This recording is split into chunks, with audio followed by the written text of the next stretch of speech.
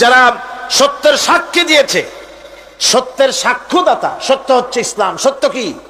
ইসলাম। সত্য হচ্ছে আল্লাহ, সত্য হচ্ছে নবী, সত্য হচ্ছে কোরআন, সত্য হচ্ছে হাদিস।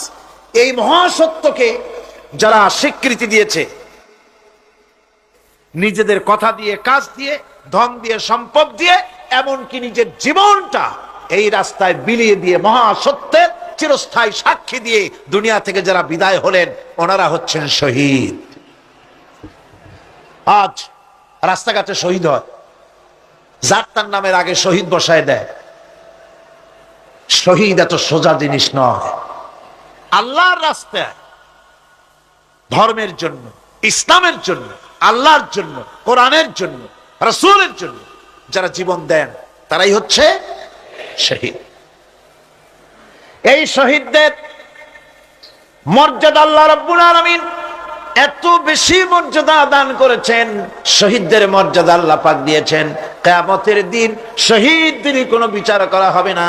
আল্লাহ রাব্বুল আলামিন শহীদদেরকে বিনা বিচারে জান্নাত দিয়ে দিবেন।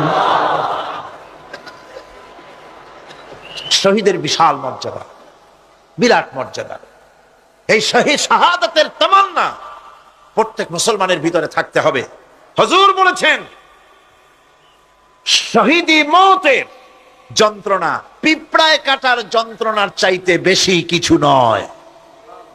শাহাদাত হচ্ছে এপারে মওত আর ওপারে আল্লাহর সঙ্গে দেখা হয়ে যাবে। শহীদি মওত হচ্ছে আল্লাহর সঙ্গে দেখা করার একটা সেতু বন্ধন, একটি সেতু, একটি ব্রিজ, একটা পুল, একটা সাঁকো।